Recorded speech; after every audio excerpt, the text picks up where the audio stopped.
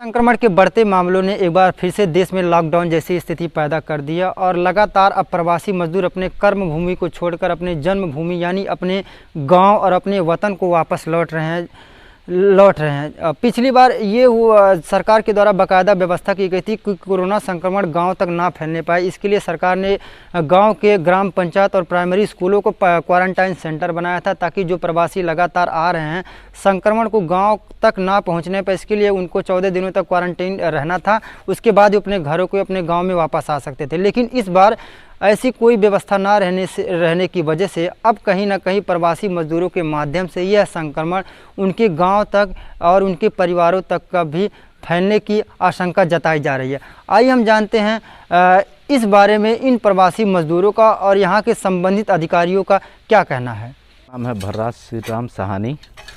हम महाराष्ट्र प्रदेश में रहते हैं और 1 तारीख के हम यूपी में आए। मतलब इसी 1 तारीख, हाँ 1 मई को। अच्छा, आप क्यों चले आए? हम चले आए वजह क्या था, लॉकडाउन चलने कोरोना का।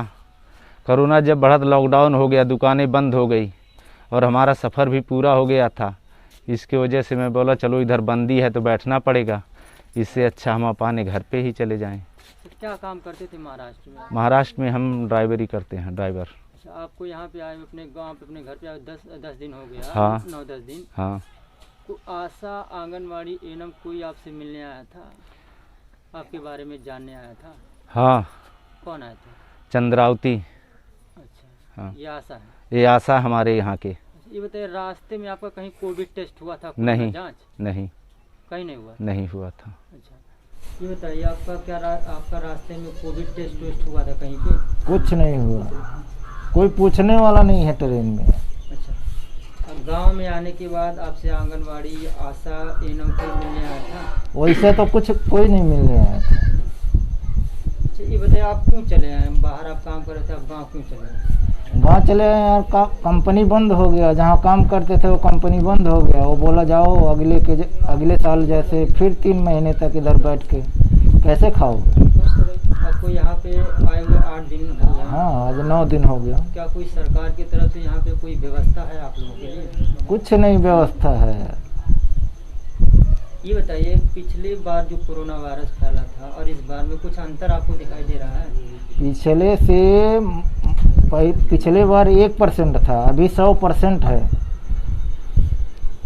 मतलब 100% मतलब पहले आदमी डरते थे तो कोरोना नहीं था, अभी कोरोना है तो आदमी डर नहीं रहे हैं। ये बताइए, आपको क्या लगता है कि आपकी वजह से आपके परिवार में भी कोरोना संक्रमण फैलने का खतरा, क्योंकि आप बाहर से आए हैं? हाँ, हो सकता है, ऐसा कुछ नहीं। तो इसके बचाव के लिए आपने क्या क्या किया? अब यहाँ सुविधा क्या है, जब कोई पूछने ही नहीं आया तो यहाँ सुविधा क्या है? ये बताइए, आपको पता है कि कोरोना क्या है? मालूम है, महामारी है, एक बीमारी है, लेकिन अभी पब्लिक डर कहाँ रहा है उससे। अब अपने गांव की तरफ वापस आए, उनके ट्रैकिंग के लिए क्या कुछ इस बार की व्यवस्था है? इस बार जैसा कि निर्देश है कि कोई भी व्यक्ति प्रवासी कामगार अगर अपने गांव में आ रहा है तो वो अगर उसमें लक्षण दिखाई दे रहा है तो उसको अपने गांव के ही किसी विद्यालय पे या पंचायत भवन पे 14 दिन के लिए क्वारंटाइन होना पड़ेगा। अगर वो व्यक्ति लक्षण विहीन है, उसके अंदर कोई लक्षण नहीं है, तो वो अपने घर पे ही 1 हफ्ता क्वारंटाइन होम आइसोलेशन में रहेगा। संबंधित क्षेत्र के आशा और एनम जो एक निगरानी टीम बनाई गई है वो उसको ट्रैक करके उसकी रिपोर्ट CSC पे करेंगे। CSC द्वारा उनका संबंधित इलाज किया जाना संभव होगा।